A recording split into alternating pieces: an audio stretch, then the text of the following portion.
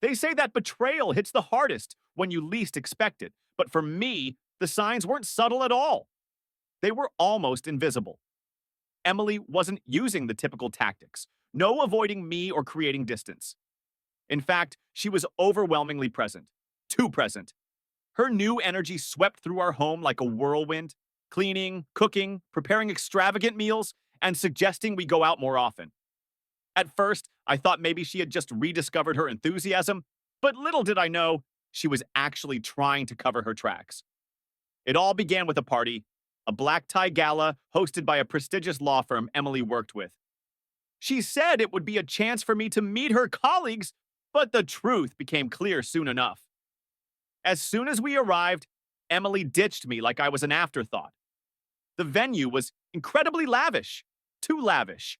Marble floors, reflecting chandeliers overhead, waiters weaving through the crowd with trays of champagne. I wandered through the room, holding my glass and awkwardly smiling at strangers. Emily was nowhere to be found. Then, out of the corner of my eye, I spotted her. She was standing near the bar, laughing, but not her usual laugh. It was a high pitched, overly eager sound that made my skin crawl because I knew it wasn't genuine. She was leaning into a man I didn't recognize at first, but something about the way she tilted her head and exposed her neck, almost like she was posing for a perfume ad, made my stomach turn. I moved closer, not wanting to create a scene, but too curious to stay away. That's when I heard his voice, low, smooth, and far too familiar. His name was Travis. He wasn't just anyone. He was the colleague Emily had casually mentioned over dinner last month, calling him a brilliant strategist who had helped her win a major case. Now, I was watching her touch his arm as if it was the most natural thing in the world, her fingers tracing the sleeve of his tailored suit. They didn't notice me at first, so I stood there holding my breath while she leaned in, whispering something into his ear. He smirked and whispered back, his hand grazing her waist. It felt like molten lava was coursing through my veins. I called her name sharply, and both of them jumped like guilty teens caught sneaking behind the gym. Emily straightened up immediately, her eyes wide with a perfect blend of fake surprise and irritation. "Oh, hey, Matt," she said, her tone casual as if I hadn't just seen her practically drape herself over this man. "Travis, this is my husband," she gestured toward me with a forced smile, presenting me like an unappealing client. Travis extended his hand with perfect confidence. "Nice to meet you, man," he said, his voice so smooth that I almost wanted to punch him just to disrupt it. I ignored his hand. "You're seriously stalking me now?" she said, her voice dripping with mock outrage. "Taking pictures like some jealous creep?" I shook my head, bitter laughter escaping me. "That's your defense? No apology, no explanation, just deflecting and blaming me? Unbelievable." Her expression twisted into something I could barely recognize. Her face crumpled, tears spilling down her cheeks. "It's not what you think." "It's exactly what I think," I shouted, my composure snapping. "You planned this. You lied to my face, mocked me behind my back, and for what? For him?" I pointed at Travis, who looked like he wanted to disappear. She tried to step closer, but I held up a hand to stop her. "Don't touch me." "Matt, please," she whispered, her voice cracking. "I didn't mean for this to happen. It was a mistake." "A mistake?" I said, my voice dripping with disbelief. "This isn't a mistake, Emily. This is a choice. You chose this. You chose him over our marriage, over me." For the first time, her mask slipped completely. She didn't deny it, didn't try to spin the story. She just stood there, shaking, her tears falling silently. I looked at Travis one last time, my disgust palpable. "You can have her," I said, my voice low. "She's your problem now." She transformed into something ugly, defensive, angry, desperate. "Do you even hear yourself?" I demanded. "You're acting insane. You're blowing this way out of proportion. Nothing happened. Nothing happened." My voice rose, filling the room. "Do you really expect me to believe that you weren't flirting with him, Emily? You were practically throwing yourself at him." She slammed her hand down on the counter. "Fine," she snapped, her voice trembling. "I was flirting, okay? Happy now? Is that what you wanted to hear?" The words hung in the air like smoke, and for a moment, the room fell silent, with only the faint hum of the refrigerator in the background. Then I turned and walked out the door, slamming it shut behind me. As I stepped into the elevator, the weight of everything hit me at once. My chest felt hollow, my throat tight. But one thought kept me steady, grounding me in the chaos. This wasn't the end. It was just the beginning of her reckoning. The drive home was surreal, like I was stuck in some twisted dream. My hands gripped the steering wheel so tightly they ached. But my mind was elsewhere, spinning with a cocktail of anger, betrayal, and somewhere deep inside, grief. Emily's face was burned into my memory. Her tears, her excuses, the sheer gall of her standing there with Travis, trying to talk her way out of it. By the time I pulled into the driveway, my anger had solidified into something colder, sharper. I wasn't going to wallow in misery. Not for her. If Emily wanted to tear our marriage apart, she was going to feel every piece of it crumble around her. Inside, the house was too quiet, its stillness mocking me. I walked through the living room, the remnants of our life together staring back at me. The wedding photos, on the mantle, the throw blanket she always wrapped herself in during movie nights. It all felt fake now, like props in a play I'd been forced to watch. I grabbed a duffel bag from the closet and started packing. Not for me. Oh no, I wasn't the one leaving. This was her mess and she was going to clean it up. I tossed clothes into the bag carelessly, not bothering to think about what I was grabbing, dresses, shoes, random tops. It didn't matter. I wasn't trying to pack neatly. The disordered pile of fabric spilling out of the bag reflected the chaos in my mind perfectly. Halfway through, I noticed her laptop sitting on the desk. I hesitated for a moment before opening it. Her passwords were all the same, lazy and predictable, and it took me less than a minute to unlock it. Her email was already open, and what I found sent a new wave of rage crashing over me. More messages, more plans. It wasn't just Travis. There were emails to other colleagues, invitations to happy hours, playful banter with flirty undertones. She was casting a wide net, like she needed constant affirmation to keep herself afloat. I felt sick. This wasn't just a single affair, it was a pattern, a lifestyle. I forwarded everything to myself, every damning piece of evidence. When the last email was sent, I slammed the laptop shut and added it to the duffel bag. It was dark when she came home. I was sitting on the couch, her packed bag next to me, the screenshots from her texts and emails printed out and spread across the coffee table. The door creaked open, and I heard her heels click against the floor. Flirting? I repeated in a voice that was eerily calm. That's your story? She folded her arms and glared at me. Yes, flirting. It didn't mean anything, Matt. God, you're acting like I cheated on you or something. I stared at her, my stomach turning. She was lying. I could see it in her eyes and hear it in the way her voice wavered. But what hurt the most wasn't the lie itself. It was the way she delivered it, as though she genuinely believed she could talk her way out of this.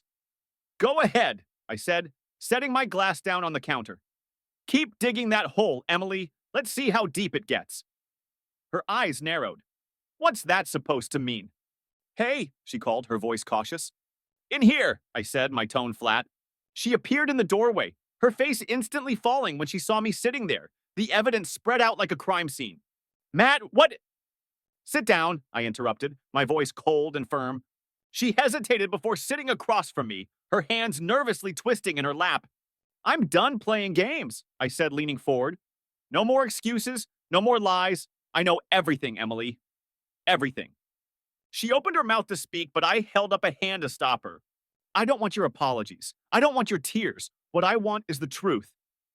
She hesitated, her eyes darting to the papers on the table. It means, I said, stepping closer to her, I'm done being the fool. I saw enough tonight to know there's more to this story, and I'm going to find out exactly what you're hiding. She stared at me, her confidence faltering for the first time. Matt, you're being ridiculous. This is all in your head. I didn't respond. Instead, I walked past her toward the bedroom. Where are you going? She called after me. To get some answers, I replied without looking back. The sound of my footsteps echoed through the hallway, but her silence was even louder. She knew the game had shifted, and so did I. I don't know what to say, she stammered. Try starting with the truth, I said, my voice razor sharp. She sighed, her shoulders slumping. Okay, fine, she said quietly. I was unhappy. Things haven't been the same between us for a while, Matt. You've been distant, and I needed something to fill that void. Distant? I repeated, my voice rising. You think that justifies cheating? Lying to my face? Mocking me? I didn't mean for it to happen like this, she said, her voice cracking. I never wanted to hurt you. Then why did you? I snapped, slamming my hand on the table. Why, Emily? Was it Travis? The attention? The thrill of sneaking around? Or was it just because you could?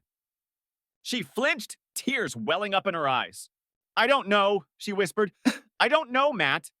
I leaned back, shaking my head. I slammed the bedroom door behind me, the noise echoing throughout the house. My mind was a whirlwind of fury and adrenaline, but I forced myself to focus. Emily thought she could outsmart me, twist the truth, and walk away untouched. Not this time. If she was hiding something, I was going to uncover it. I sat on the edge of the bed, her purse sitting on the dresser like a silent challenge. She never let me touch her phone, but she had gotten careless with everything else. After a quick glance to ensure she wasn't lurking by the door, I opened her bag. There it was, her phone neatly tucked into the side pocket, locked, of course. I set it aside and continued searching through the clutter. Lipstick, receipts, stray gum wrappers. Then I found it, a small crumpled piece of paper with an address scrawled across it in Travis's distinct handwriting. Beneath the address was today's date and the time, 5:05 p.m. I stared at it, my pulse quickening. The gala had started at 7:00 p.m., so they must have met before the event. I crushed the paper in my hand, anger flaring hot in my chest. This wasn't just casual flirting. There was something calculated about this, a plan. I shoved the note into my pocket, grabbed her phone, and walked out of the bedroom. You don't know? I repeated bitterly. That's your answer? You threw away our marriage, humiliated me, and now you don't even know why? Her silence was deafening. Well, let me make it simple for you, I said, standing up and grabbing the duffel bag. You're leaving tonight. I'm done sharing my house with someone who has no respect for me. Her eyes widened, panic flashing across her face. Matt, please, let's talk about this. We can fix this. Fix it? I laughed coldly. You don't fix something by setting it on fire, Emily. You destroyed this, not me, you. I shoved the bag into her arms. Take your things and go. You can stay with Travis or one of your other little playthings. I don't care. Tears streamed down her face as she clutched the bag. Matt, please, she begged. I made a mistake. But I love you. I still love you. Love? I spat, my voice shaking with fury. You don't know the first thing about love. If you did, you wouldn't have done this. Her lip trembled, but she didn't argue. She knew it was over. Emily was waiting in the living room, perched on the edge of the couch with her arms crossed. She looked up as soon as she saw me, her eyes narrowing. What the hell were you doing in there? She demanded. I held up her phone. Unlock it. Her face twisted with pure indignation. Are you serious right now? You're going through my stuff? That's insane, Matt. Insane. I stepped closer, holding her gaze. No, Emily.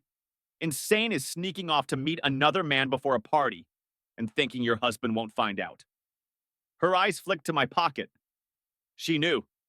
But instead of panicking, she leaned back, her expression hardening. You're being paranoid. That address was for a meeting. Travis and I were finalizing a presentation for next week at 5:00 p.m. Get out, I said, my voice breaking, and don't come back. She stood there for a moment, as if hoping I'd change my mind. When I didn't, she turned and walked out the door, it clicking shut behind her. I stood there for a long time, staring at the empty space where she had been. The house felt quiet again, but this time, the stillness didn't mock me. It felt like the start of something new. She was gone, but her reckoning wasn't over. Not yet. When the door closed behind Emily, the silence felt like both a victory and a wound all at once. My heart was pounding, my mind buzzing with the adrenaline of what I had just done. She was gone, out of the house. But that wasn't enough. Not yet. Emily had shattered our life, mocked my trust, and dragged my dignity through the dirt. She thought this was the worst of it. No, I was just getting started. I went back to the coffee table, staring at the scattered evidence, The screenshots, the forwarded emails, and the hotel photos I had taken of her and Travis walking into that room together. I wasn't going to let her walk away unscathed. Not after everything. This wasn't about revenge for the sake of revenge. It was about accountability. If she wanted to act like none of this mattered, I was going to make sure it did. The first thing I did was text my lawyer. I'd been keeping them on standby since the night I found the texts, and now it was time to pull the trigger. Time to file for divorce. I want the paperwork drafted by tomorrow. The reply came almost immediately. Lawyer, understood. Let's set a meeting for the morning to go over details. At some random address that isn't even his office? I snapped. You really think I'm that stupid? She shrugged, playing it cool. Not my fault you're insecure, Matt. Maybe if you focused less on stalking me and more on your own life, you wouldn't feel so threatened by my career. Her words stung, but I refused to let her see it. I was done letting her control the narrative. Unlock the phone, I repeated, my voice low but firm. No, she said, standing up. This has gone far enough. You're acting like a psycho, and I'm not going to entertain this any longer. She reached for her phone, but I pulled it back. You want to fight about this? I said, my voice icy. Fine, but let me make one thing clear. If I find out you're lying, there's no coming back from this. I stared at the phone, the reality of those words settling over me. Divorce. It sounded so clinical, so detached compared to the raw devastation I felt. But it was the only way forward now. Next, I emailed my HR department. I needed a day off. No, a week off. I couldn't show up to work pretending everything was normal while this mess unfolded. Once that was handled, I opened my social media apps. Emily and I had shared a polished digital life, full of happy vacation photos and anniversary posts that now felt like cruel jokes. I deleted it all. Every photo of us together, every caption declaring my love for her, every trace of the life we built. It was all wiped clean. Then I changed my relationship status to separated. I didn't add details or a rant. I wasn't going to air my dirty laundry for sympathy, but I knew Emily would see it. And so would her friends, family, and coworkers. The message was subtle but clear. The facade was over. The next step was even more satisfying. I drafted a carefully worded email to Travis's boss. Subject: Conduct concerns regarding employee Travis Peterson. Dear Mr. Lang, I hope this email finds you well. I regret to inform you of a situation involving one of your employees, Travis Peterson. Over the past several weeks, Mr. Peterson has engaged in inappropriate and unprofessional behavior with my wife, Emily Summers, who is a collaborator on several of your firm's projects. Attached are screenshots and photographic evidence of their interactions, including during work hours and at a professional event. I believe this conduct reflects poorly on your company's values and professionalism.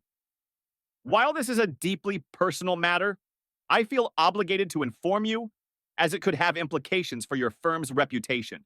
Sincerely, Matthew Summers. I attached every incriminating screenshot and photo I had of him and Emily. I wasn't sure how his boss would react, but I didn't care. Travis had been an active participant in destroying my marriage, and now he was going to deal with the fallout. For the first time, I saw something flicker in her eyes. Fear, maybe, or guilt. It was brief, but it was there. I'm not lying, she said, her voice softer now, almost pleading. Matt, you have to trust me. I stared at her, my resolve hardening. Trust is earned, and you've been spending yours like it's Monopoly money. Her face twisted in frustration, but she didn't argue. Instead, she turned and stormed off toward the kitchen, leaving me standing there, her phone still in my hand. I didn't waste a second. I went back to the bedroom, locking the door behind me. Then I sat on the bed and opened her phone. The password hadn't changed. It was still our anniversary.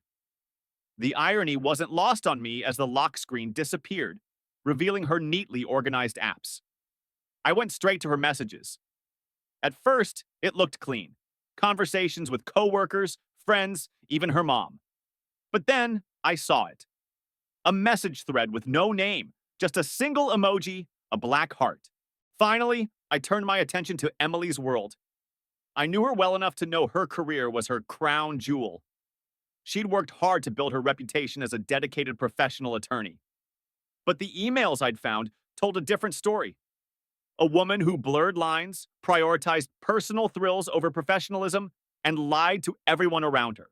I wasn't going to send her boss anything yet. I wasn't interested in ruining her career outright, not unless she pushed me further.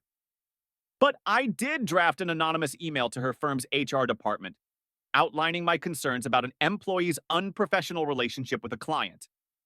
It wasn't malicious, it was leverage, insurance. If Emily decided to fight me in the divorce or try to take more than her fair share, I'd make sure her lies didn't stop at me. By the time I finished, it was late. The house was dark, the glow of my laptop the only light in the room. My exhaustion was bone deep, but I couldn't stop. Not yet. I opened my phone one last time and scrolled through my contacts. Emily's parents. We'd always been close. Her mom adored me, and her dad respected me. But they didn't know this side of her. The side that had unraveled everything we built. After a moment's hesitation, I dialed her mother's number. It rang twice before she picked up. "Matt," she said warmly, "it's so nice to hear from you. How are you?" Swallowed hard, my throat dry. "Hi, Carol. I need to talk to you. It's important." Her tone shifted immediately, concern lacing her words. "What's wrong? Is everything okay?" I opened it, my hands trembling. The texts were brief, coded, and nauseatingly intimate. "See you at 5, Austin. Can't wait. Tonight was risky but worth it. Thinking about earlier? Can't stop smiling." And the photos! God, the photos! Her face, her smile, her body, all sent to him. I couldn't breathe. My vision blurred, my head pounding with each heartbeat. It wasn't just betrayal. It was a mockery of everything I thought we had. I scrolled further, my stomach churning with each new message. Finally, I saw the one that broke me. I can't believe he hasn't figured it out yet. Poor guy. The phone slipped from my hand, clattering to the floor. I sat there, staring at the wall, my mind spinning. She wasn't just lying to me, she was laughing at me, mocking me. And now, I wasn't just angry, I was ready to burn her entire charade to the ground. I hesitated, the words catching in my throat. But then I remembered Emily's mocking texts, her laughter with Travis, the way she tried to blame me for her betrayal. "No," I said finally, "everything's not okay. Emily and I, we're separating. She's been unfaithful." The silence on the other end was heavy. "Oh my God," Carol whispered. "Matt, I don't know what to say." "I just thought you should know," I said quietly. "I didn't want you to hear it from someone else." "Thank you for telling me," she said, her voice thick with emotion. "I'm so sorry, Matt. You don't deserve this." I nodded, even though she couldn't see me. "Thanks, Carol. I appreciate it." After we hung up, I sat there for a long time, staring at the phone in my hand. I didn't know what Emily's family would say to her when they found out, but I wasn't interested in protecting her from the consequences of her actions. This wasn't about revenge anymore. It was about justice. And justice had just begun. I sat in silence for what felt like hours, though it couldn't have been more than a few minutes. The room was spinning. The messages played in my mind like a broken record. I can't believe he hasn't figured it out yet. Poor guy. Those words hit me harder than any punch ever could. The betrayal wasn't just physical. It was her delight in my ignorance that gutted me. Emily wasn't just sneaking around. She was reveling in it. The person I thought I knew, the woman I'd shared my life with for nearly a decade, wasn't just lying. She was orchestrating her deceit with pride. I stood up, adrenaline coursing through me. I had the evidence. There was no more pretending, no more games. It was time to confront the truth. The next morning, I woke to the buzzing of my phone. Notifications poured in like a flood, emails, texts, and messages on social media. I wasn't surprised. After the subtle updates I'd made online and the calls I'd initiated, it was only a matter of time before the ripple effects hit. I scrolled through the texts from Carol, Emily's mom. "Matt, I spoke to Emily last night. She came over late and I could barely get a word out of her. She was crying. I told her what she did was unforgivable. I want you to know we're on your side. Please let us know if you need anything." Her mom's loyalty stung in a strange way. This wasn't just my loss. It was theirs too. Her actions had shattered more than just our marriage. I moved on to the next messages. "My lawyer. Papers are drafted. Bring everything you want included to the meeting today at 3 hours p.m. Let's get this done. Good. The sooner this was official, the better. Then there was a series of missed calls from an unfamiliar number. Curious, I listened to one of the voicemails. Hi, Mr. Summers. This is Alan Lang from Peterson and Company. I received your email yesterday regarding Travis Peterson. We'd like to discuss this matter further. Please call me back at your earliest convenience. I smiled, the first real one I'd managed in days. The fallout had begun. At exactly 3 p.m., I sat across from my lawyer in a sleek, sunlit office. The paperwork in front of me was crisp, impersonal, and final. Once you sign here, my lawyer explained, tapping the document, we'll file immediately. The court will serve Emily within 48 hours. I picked up the pen and hovered over the signature line, hesitating for just a moment. This was it. The end of everything we built together. But it wasn't my fault. It was hers. Having fun? I asked Emily, my voice calm, though it barely concealed the anger bubbling beneath. Of course. I was just introducing Travis to some of the team, she replied quickly, her words sounding rehearsed. She placed her hand on my arm in a calculated move to calm me, but I wasn't fooled. You introduce people with your hands on their waist now? I shot back, my voice low enough for only the three of us to hear. Travis raised his hands in mock surrender as if he were backing away from a wild animal. I'll, let you two talk, he muttered and disappeared into the crowd. But not before giving Emily a quick look, one that spoke volumes. I would confront her. And this time, there would be no way for her to squirm her way out of it with gaslighting or fake apologies. When I walked into the kitchen, Emily was there, leaning against the counter, holding a glass of wine. She glanced at me, her expression guarded. Done with your little investigation? She asked, her tone sharp. I didn't answer immediately. I just stared at her, letting the silence weigh on her. She shifted uncomfortably, her fingers tightening around the stem of her glass. With a steady hand, I signed. My lawyer nodded approvingly. And about the evidence you sent over. Do you want to include that in the filing? Yes, I said firmly, all of it. Let the judge see exactly who she is. And the house? She's not getting it. She walked out on this marriage? She doesn't get to take my home. When I arrived home, Emily's car was in the driveway. For a moment, I thought about turning around and letting her stew in her mess alone, but I was done hiding. I walked in, my steps deliberate. She was sitting in the living room, her duffel bag at her feet. She looked up when I entered, her face red, eyes swollen, mascara smeared. Matt, she began, her voice weak. I didn't let her finish. I filed, I said, tossing a copy of the papers onto the coffee table. You'll be served by the end of the week. Her eyes widened as she reached for the papers, her hands shaking. You're serious? Dead serious, I said. You want to know what I found? I finally asked, my voice calm, too calm. Tears filled her eyes again, spilling down her cheeks. Matt, please, we can fix this. I'll do anything. Therapy, counseling, whatever it takes. I made a mistake. You didn't make a mistake, I interrupted, my voice sharp. You made a series of choices. Calculated, deliberate choices to lie, cheat, and betray me. And now you want to act like this can just be undone? No, Emily, it's over. She broke down sobbing uncontrollably. Once I might have felt sorry for her, but now all I felt was a strange detachment. This was the bed she'd made, and now she had to lie in it. I talked to your mom, I added, watching her reaction. Her head snapped up, panic flashing across her face. You what? She knows, I said flatly. Your whole family knows. And soon, everyone else will too. Your work, your friends. They're going to find out who you really are. Her face crumpled, but I didn't stop. Travis's boss knows too. I sent him everything. You can explain your mistake to him. See how far that gets you. Let me guess, she said with a bitter laugh. Nothing, because there's nothing to find. But hey, if this is how you get your kicks... She didn't get to finish before I interrupted her. You're ruining my life, she screamed, standing up, her fists clenched. I stepped closer, towering over her. No, Emily, you ruined your life. I'm just making sure everyone sees it for what it is. She stumbled back, tears streaming down her face, her anger collapsing into despair. I loved you, she whispered. No, I said, my voice quiet but firm. You loved yourself, and now you're on your own. The next few hours passed in a blur.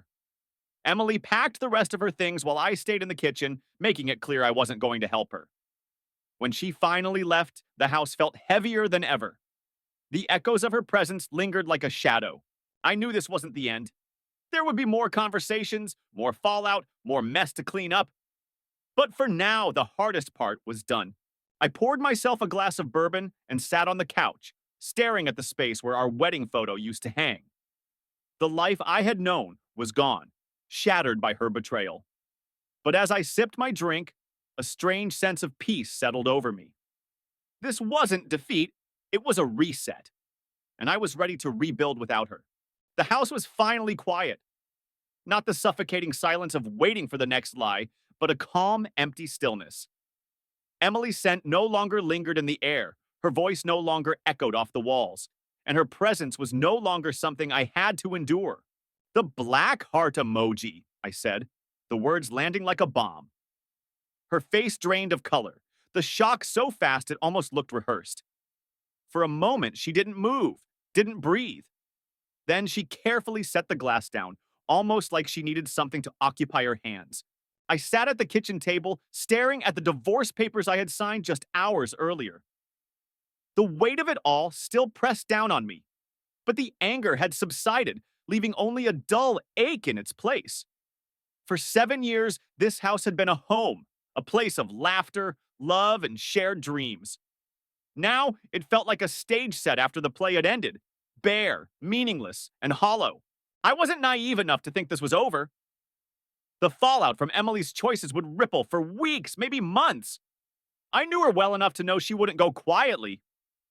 There would be pleas, excuses, maybe even attempts to claw her way back into my life. But I also knew I was done. No matter what she said, no matter what she did, there was no undoing the damage she'd caused. The first crack came the next morning. I was sitting on the couch, scrolling through emails when my phone buzzed. It was a message from Carol, her mother. "Matt, I'm so sorry for everything. Emily called me this morning, hysterical. She's blaming you, saying you've ruined her life. But I told her she has no one to blame but herself. She needs to face the consequences of her actions. You deserve better." I sighed, rubbing my temple. Carol had always been supportive, but I hadn't expected her to take my side so strongly. A second message buzzed through. "By the way, her dad wants to talk to you. He's furious with her, but he also wants to make sure you're okay. Let me know if it's too soon." I typed a quick reply. "Thank you, Carol. I appreciate it. I'm okay for now, but I'll reach out when I'm ready." Her family was stepping up in ways Emily never had. That thought lingered in my mind as I went about the rest of my day. The second crack was more satisfying. Around noon, I got a call from an unknown number. I almost didn't answer, but curiosity got the better of me. "I don't know what you're talking about," she said, her voice shaking slightly. "Hello? Mr. Summers, this is Alan Lang, managing partner at Peterson and Company." His tone was professional, clipped. I leaned back in my chair, smirking to myself. "What can I do for you, Mr. Lang?"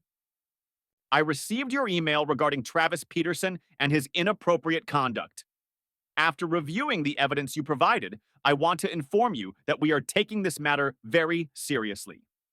Mr. Peterson has been placed on unpaid leave pending a formal investigation." "Good to hear," I said, keeping my tone measured. Lang cleared his throat. "I'm sorry for what you've gone through, Mr. Summers. This behavior is unacceptable, and it does not reflect the values of our firm. If you have any further information to share, please don't hesitate to reach out." "I'll let you know," I said. "Thank you for handling this promptly." When the call ended, I let out a deep breath. It wasn't much, but it was something. Travis wasn't going to walk away unscathed. I stepped closer and pulled my phone from my pocket. With a few taps, I opened the screenshots I had saved from her messages and held the screen up to her. Her eyes flicked to the phone, widening as she saw the incriminating texts. Then she looked back at me, her mouth opening and closing like a fish out of water. By the evening, Emily's attempts to contact me began. It started with texts. "Emily, Matt, please, can we talk? I need to explain. I made a mistake, but it doesn't mean I don't love you. Emily, I can't believe you've told everyone about this. My parents won't even speak to me. You're turning everyone against me. Emily, Matt, I'm begging you, don't let this be how it ends. The desperation in her messages was palpable, but it only served to harden my resolve. She wasn't apologizing because she was sorry. She was apologizing because she'd lost control. Then the calls started. I ignored them all. Finally, around 9:30 p.m., she showed up. I heard the knock at the door and knew immediately it was her. She had a way of knocking 3 quick raps, just enough to sound casual. I stood in the hallway for a moment, debating whether to answer. Eventually, I opened the door. Emily stood there, her face streaked with tears, clutching her coat tightly around her. Matt, she said, her voice breaking, please just hear me out. I leaned against the door frame, crossing my arms. You've got 2 minutes. Care to explain? I asked, my voice icy. For a brief moment, I thought she might break down and admit everything. But then her expression hardened, and she crossed her arms defensively. She flinched but nodded. I don't even know where to start, she stammered. I messed up. I know I did, but you have to believe me. It wasn't about you. It was about me, about feeling alive again. I didn't realize what I had until it was gone. Please, Matt, I'm begging you, don't let this be the end of us. I stared at her, my expression unreadable. You felt alive, I said, my voice cold. While you lied to me? While you laughed at me behind my back? You felt alive while you destroyed everything we built? Matt, No, I said sharply. You don't get to make this about you. Not anymore. You made your choices, Emily, and now you have to live with them. Her lip quivered and she stepped closer, reaching out to touch my arm. I pulled back, her hand hanging in the air between us. I loved you, she whispered. You love the idea of me, I said, my voice flat. But love doesn't look like this. Love doesn't destroy. For a moment, neither of us spoke. Then finally, I stepped back and closed the door in her face. Are you seriously snooping through my phone? She snapped. Do you even hear yourself, Matt? This is crazy. You're invading my privacy. That night, as I sat alone in the house that used to feel like ours, I realized something. This wasn't just an ending. It was a beginning. Emily had taken so much from me, but she hadn't taken everything. I still had my integrity, my future, and my freedom. As I stared out the window, watching the last traces of her fade into the night, I knew I wasn't broken. I was free. The days after Emily's final visit felt lighter than I ever imagined they could. For the first time in months, maybe years, I wasn't walking on eggshells, analyzing every word or glance. The silence that once haunted me now felt like a blank canvas. I went through the house systematically, removing the last traces of her. Her clothes were already gone, but there were still little reminders. A hairbrush in the bathroom, her favorite mug in the kitchen, a pair of earrings on the dresser. I boxed it all up, sealed the lid, and set it by the front door for her to pick up. The wedding photo on the mantel came last. I stared at it for a long time, memories flooding back. The day had felt so full of promise. Her laugh, genuine. Her vows, heartfelt. I had believed every word she said. But the woman in that photo wasn't the same person who had mocked me behind my back, who had betrayed me with Travis. God knows who that woman was. I set the frame face down and left it there. On the second day, Carol called again. Matt, she said, her voice warm, but tinged with sadness. How are you holding up? I'm fine, I said, and for the first time I meant it. She hesitated before continuing. Don't you dare try to flip this on me, I said, my voice rising. You're the one sneaking around, sending messages to Travis, mocking me behind my back, and now you're going to stand there and play the victim? Unbelievable. I wanted to thank you for being so honest with us. You didn't have to tell me or her father, but you did, and we respect you for it. You deserve to know, I said simply. She's not handling this well, Carol admitted. She was angry, confused, and blaming everyone except herself. I told her she needed to take responsibility, but I didn't think she was ready to hear it. Maybe she never would. I said there was a long pause before she sighed. Well, just know that if you ever need anything, we're here. You'll always be part of our family, Matt. Thanks, Carol, I said, my throat tight with emotion. We hung up, and for the first time, I let myself grieve. Not for Emily, but for what I had believed we had. Later that afternoon, I received an email from my lawyer with the subject, Progress Update on Divorce Filing. Matt, I wanted to let you know that Emily has agreed to the terms of the divorce. The assets will be divided as outlined in the initial filing, with the house and the majority of the financial accounts remaining in your possession. She will keep her personal accounts and items, but has forfeited any claim to spousal support. We're on track for a swift resolution. Please let me know if you have any questions or concerns. Best regards, David. I reread the email twice, my chest tightening with a mix of relief and finality. Emily's signature on those papers meant she was truly out of my life now. There would be no more pleas, no more manipulation, and no more attempts to salvage something that couldn't be saved. I leaned back in my chair, staring at the ceiling.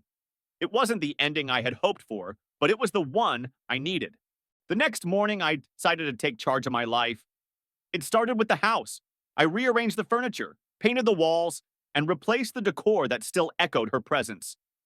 I wanted the space to feel like mine again, not a reminder of what had been lost.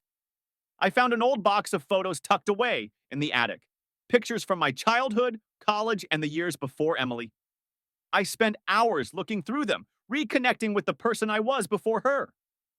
You don't understand, she said quickly, her voice rising in pitch. It's not what it looks like. Those messages, they were, I don't know, just stupid jokes, harmless flirting. It didn't mean anything. That night, I cooked myself a real meal, something I hadn't done in weeks. The smell of garlic and herbs filled the kitchen, a small but comforting reminder that life could be good again. By the end of the week, I realized something surprising. I wasn't just surviving, I was living. Emily's betrayal had been a wrecking ball, but it had also cleared the way for something new. I no longer felt tethered to the past, no longer haunted by the questions of what I could have done differently. The fault was hers, and I was finally free to move forward. On Saturday, I decided to take a step I'd been avoiding. I called my closest friends, people I'd distanced myself from during the chaos of the marriage. Hey, I said awkwardly when Brian, my best friend from college, answered. Matt, he replied surprised. Man, it's been forever. What's up? I hesitated before diving in. Emily and I are divorcing. Things got messy and I need to start fresh. I thought it was time to reconnect. There was a pause before Brian spoke. Damn, man, I'm sorry to hear that, but I'm glad you called. Let's grab a drink and catch up. By the end of the call, I felt a weight lift off my chest. I wasn't alone, and I didn't have to rebuild my life in isolation. What the hell was that? I asked coldly. She sighed, her irritation showing through. Matt, can we not do this here? It's a work event. You're making a scene. Making a scene? I laughed bitterly. You're the one acting like... I stopped myself, fist clenched. You know what? Fine. Let's not do this here. Her eyes flickered, a brief crack in her facade. She knew I wasn't going to let it slide, and for the first time that evening, she looked uncomfortable. Go get your things, I said flatly. I laughed, a cold, hollow sound. Harmless? You sent him pictures, Emily. You planned meetups. You told him you couldn't stop thinking about him. What part of that sounds harmless to you? The following week, as I sat in my newly arranged living room, sipping coffee and watching the sunrise, I realized something. Emily had broken my trust, shattered my heart, and stolen years of my life. But she hadn't taken everything. I still had my integrity, my sense of self, and my ability to move forward. She had tried to tear me down, but in the end, all she had done was show me my own strength. And for the first time in months, I smiled. A real, genuine smile. I was free.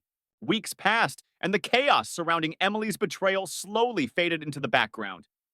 The divorce papers were officially filed, and the terms were clear.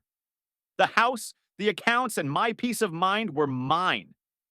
Emily's influence in my life had been reduced to a legal matter, something formal and detached, an afterthought. For the first time in years, I felt like I was truly in control of my life. One crisp Saturday morning, I decided to reclaim more than just my home and routine.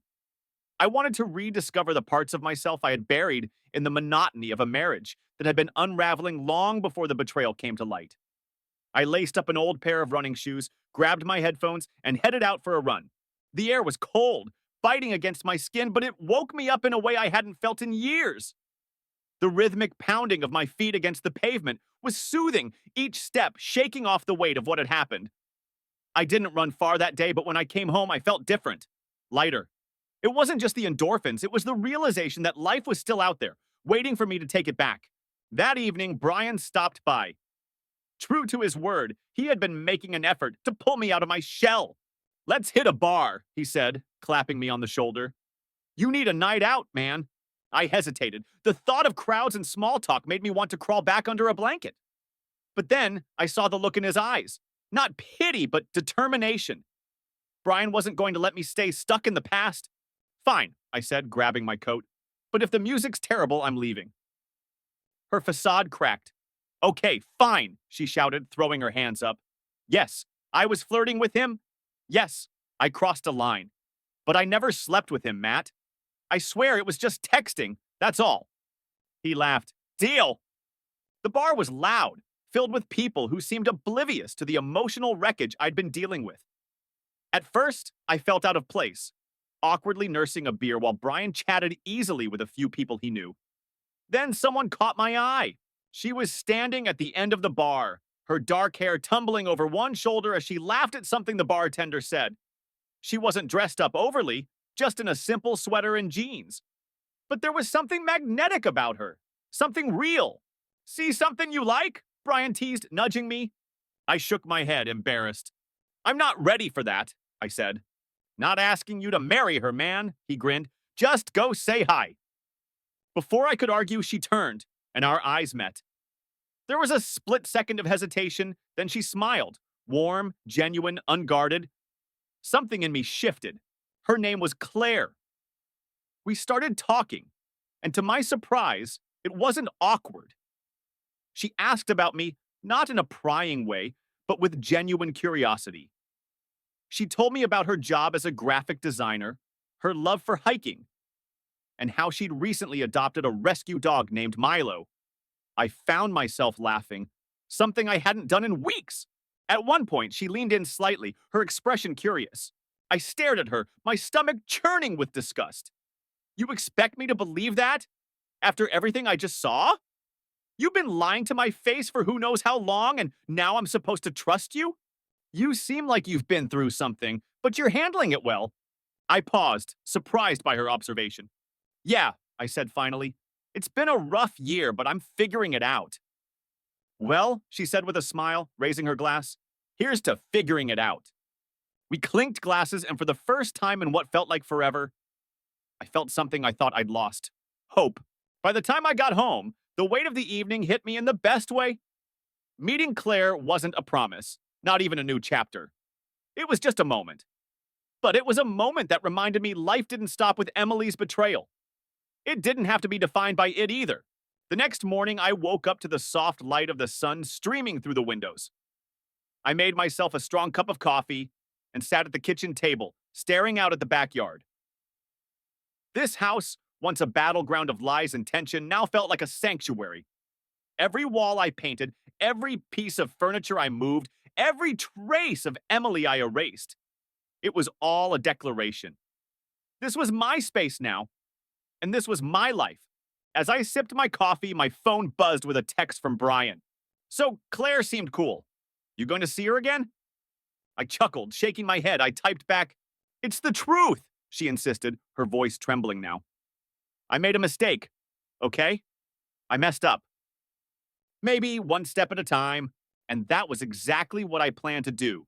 Take it one step at a time, rebuild, rediscover, reclaim. Emily's betrayal had been a storm, tearing through everything I thought I knew. But now, in the calm that followed, I realized something. The pieces that remained were mine. And from them, I could build something stronger, something better, something entirely my own. For the first time in a long time, I wasn't just surviving, I was living. "But I didn't stop," I said sharply, cutting her off. "Just stop! I'm done listening to your excuses." She opened her mouth to argue, but I held up a hand to silence her.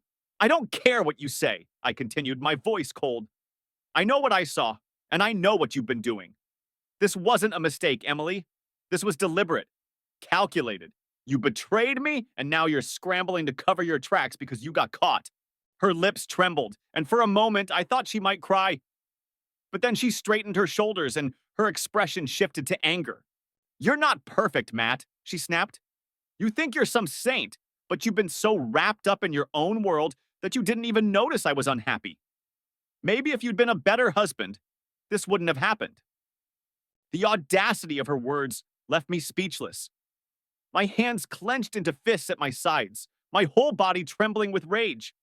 You're really going to stand there and blame me for your affair? I asked, my voice barely above a whisper. You cheat on me, lie to me, mock me, and now it's my fault? Unbelievable!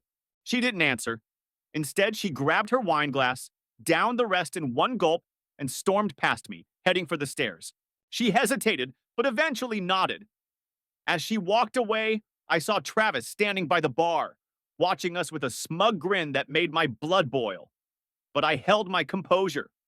I didn't create a scene, not yet. Instead, I stood there, sipping my champagne, my mind racing. The night wasn't over, and neither was this battle. The car ride home was suffocating. The silence wasn't just heavy, it was tense, like a gun ready to fire. Emily stared out the window, her perfectly manicured nails tapping on her phone screen, probably trying to figure out how to get out of this. Meanwhile, I gripped the steering wheel so tightly that I thought I might break it. I'm done talking about this, she said over her shoulder. You can sit here and stew in your paranoia all night if you want, but I'm not doing this anymore. As I watched her disappear upstairs, my hands shaking with barely contained fury, I realized something. This wasn't just a fight, it was war. And she had just made her first critical mistake. She thought she could walk away, brush this under the rug, and carry on like nothing had happened. But she didn't know the storm she had just unleashed, because I wasn't going to let this go. Not until every lie she told, every secret she kept, came crashing down around her. I stayed in the kitchen long after Emily stormed upstairs. Her footsteps above me echoed like gunshots in the silence. My mind was racing, a chaotic symphony of anger, betrayal, and cold calculation. She thought this was over. She thought she could slam the door on this conversation and wake up tomorrow like nothing happened. But I wasn't about to let her win this game. Her mockery was burned into my brain. I can't believe he hasn't figured it out yet. Poor guy. Those words weren't just insults. They were a challenge. And I wasn't about to sit there and lick my wounds while she laughed behind my back. I grabbed her phone again, my fingers moving quickly. The black heart contact had to be Travis, but I needed more proof. I went straight to her email. At first, it seemed clean. Generic work emails, spam from clothing brands, confirmations for grocery deliveries. Then I found it. A single email from a burner account, buried under a pile of receipts and newsletters. No subject line, just a string of numbers for the sender's address. My heart pounded as I opened it. Everything's ready. He'll never know. Can't wait to see you this weekend. T. A second later, a forwarded hotel reservation appeared on the screen. The name on the booking was Emily Summers, and the check-in date was tomorrow. My blood ran cold. They weren't just texting. They weren't just flirting. She had booked a hotel room. And worse, she hadn't even bothered to hide it. Was she that confident I wouldn't catch her, or did she simply not care? I closed the email, forcing myself to take slow, deep breaths. This wasn't a fling. This was premeditated. Every lie she told, every fake smile she flashed, it all pointed to this moment. But if she thought she could waltz out of here tomorrow, spend the weekend with him, and come back to play the happy wife, she had no idea what I was capable of. I wasn't just going to confront her, I was going to catch her. The next morning, Emily was unusually chipper. She flitted around the kitchen, humming as she poured herself coffee and scrolled through her phone. Her nonchalance was like a dagger twisting in my chest. I'm heading out for a bit, she said casually, not even glancing at me. Errands, you know, might take a while. When we pulled into the driveway, I didn't wait for her. I slammed the car door and went straight inside, heading to the kitchen to pour myself a glass of bourbon. No ice, Emily followed, taking her time, likely trying to gauge my mood. Matt, you're overreacting, she said calmly, though with that edge she always used when trying to control the situation. I turned to face her, leaning against the counter. Overreacting? I repeated coldly. I caught you practically glued to another man, Emily. If anything, I'm underreacting. Errands? I repeated, sipping my coffee. Anything exciting? She shrugged. Just the usual. Groceries, dry cleaning, nothing thrilling? I nodded, my face an impassive mask. Need any help? Her hand froze for half a second before she quickly shook her head. No, I've got it. Thanks, though. Not long after, she grabbed her purse and coat, her heels clicking against the hardwood floor. See you tonight, she called out in a sugary voice. Can't wait, I replied, forcing a smile. The second the door closed behind her, I sprang into action. I pulled out my phone and opened the GPS tracker app I'd installed on her car months ago. At the time, I thought I was being overly cautious, but now it felt like the smartest decision I'd ever made.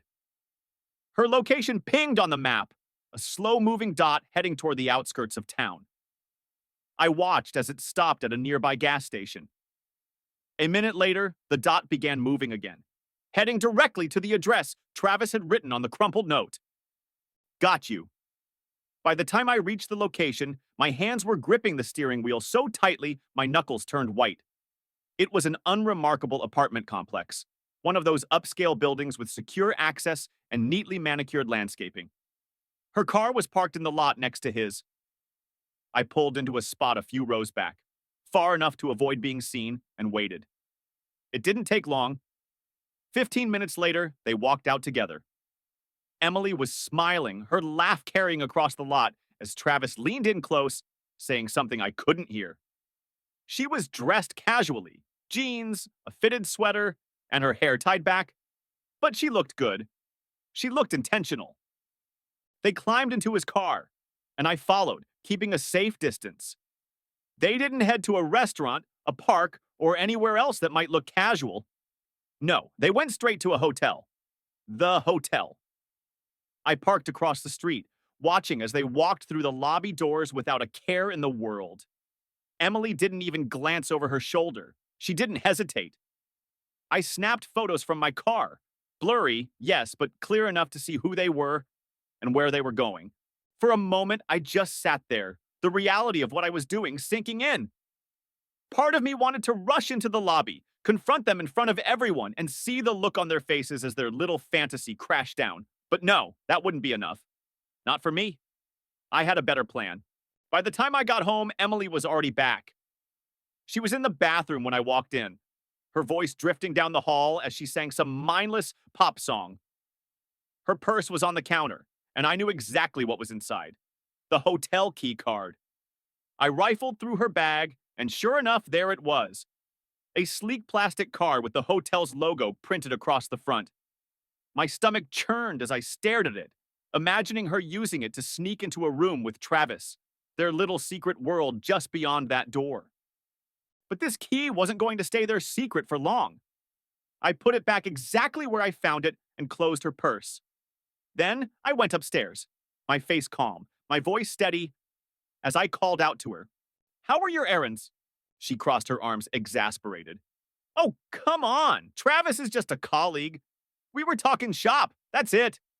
I laughed sharply, the sound echoing in the kitchen. Talking shop? You were touching his arm like you were auditioning for The Bachelor. Do you think I'm blind or just stupid? Her face hardened. I can't believe you're turning this into something it's not. I was networking. That's what people do at these events. Good, she called back, her voice chipper.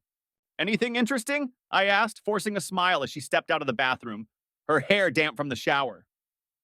Not really, she said, drying her hair with a towel. Why? No reason, I replied, leaning against the doorway. Just curious. She smiled at me with that same fake smile she'd been wearing for weeks. For the first time, I smiled back. Tomorrow, I was going to use her lies against her. The next day, Emily's routine was unsettlingly normal. She woke up early, made herself a smoothie, and gave me her usual kiss on the cheek before heading out. The casualness of it all made my stomach churn.